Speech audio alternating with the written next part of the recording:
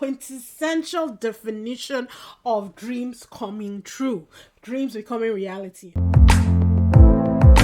Hi, beautiful people. Welcome back. If it's your first time, my name is Talia Adiwole, and this is DISBYDEM. Today, we're going to be talking about GRAN TURISMO, which is the biographical sports drama film. The movie tells the story of Jan Mardenborough, a teenage GT player who becomes a professional race car driver. The film stars Archie Madikwe.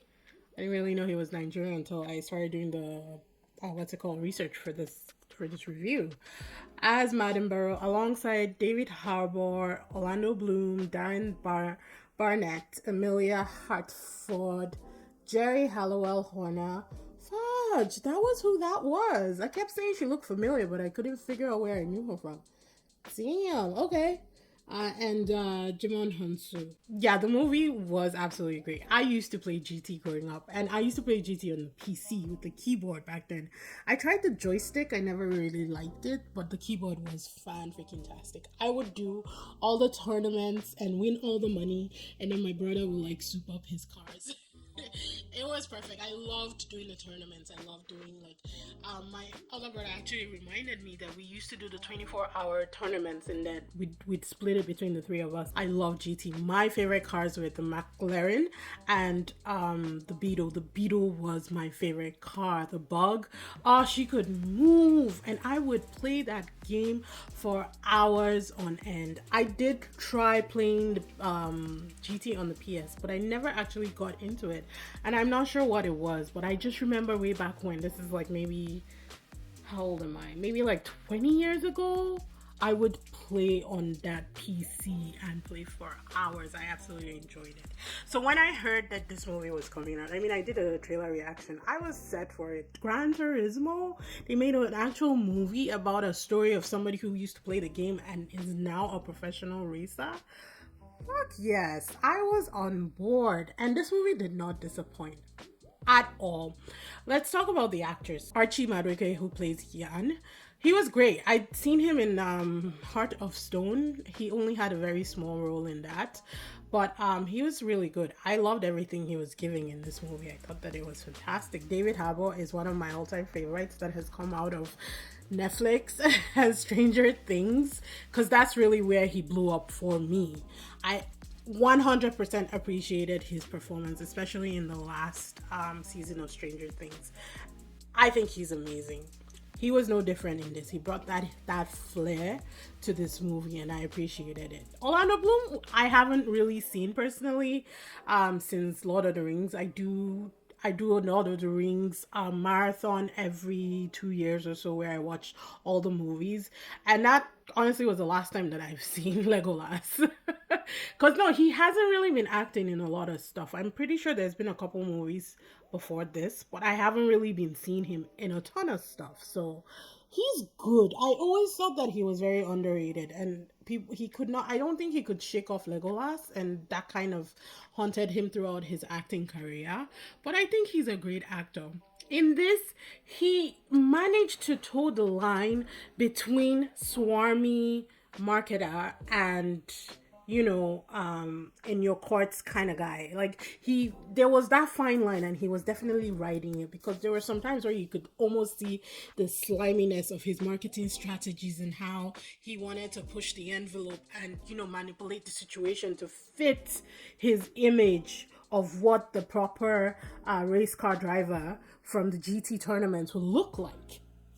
And there were times where he was like, I'm in your corner, whatever you decide, we're going to do it together, So he told that line very, very nicely. And it could have been just one decision and you would totally hate the character. But I actually really enjoyed his performance, and I liked that character, because for me, if an actor can evoke an emotion for me physically where I just want to slap somebody, I think you've done your job, Jimon Hansu, I thought that he could have done more. I didn't really like that he was relegated to a D-class actor in this.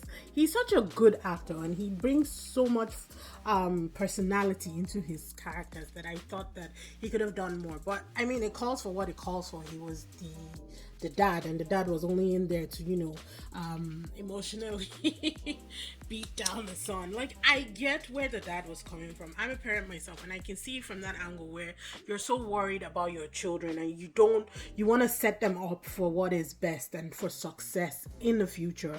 But personally, I think, and now I can speak to it. I mean, I always used to say that I would do things differently as a parent, and now I'm truly a parent. I can speak to that and say, I would definitely be afraid for my children, but I would try to manage the situation in a way where I'm not completely killing their spirit. Because had he listened to his dad, he would never have done the tournaments. He would have quit racing. He would have just left everything, you know? And for me, I just feel like there's a line. There's a line to draw where you can encourage your children, to have plan B. My mom always said, have a plan B, do what you want, but have a plan B. And that's kind of like the philosophy that I live by, and that's what I'm going to teach my children. It's like, you want to go sail the world and do that, fine, just have a fallback plan. And that's all I ask. If you have that in place, go do whatever the fuck you want. So that's kind of like what I felt throughout this whole thing. Jerry, how else? Fine. I knew her, but I couldn't figure out where I knew her from. Acting wasn't too terrible, but she was like 5 minutes. The story itself, it was adapted from Yan's story, but it wasn't all true as usual. Like, they took elements of the story. Like, the main person definitely was true. The accident that he had was true. The career that he had was true. He definitely went on to win that 24-hour tournament in Le Mans. Actually, because I was reading through it and I was like, okay, they did alter this a little bit. Yeah, the first 24-hour. Okay, it was Le Mans. Okay, fine. The first one was Le Mans and he placed third. He did go on to try Le Mans again and placed fifth.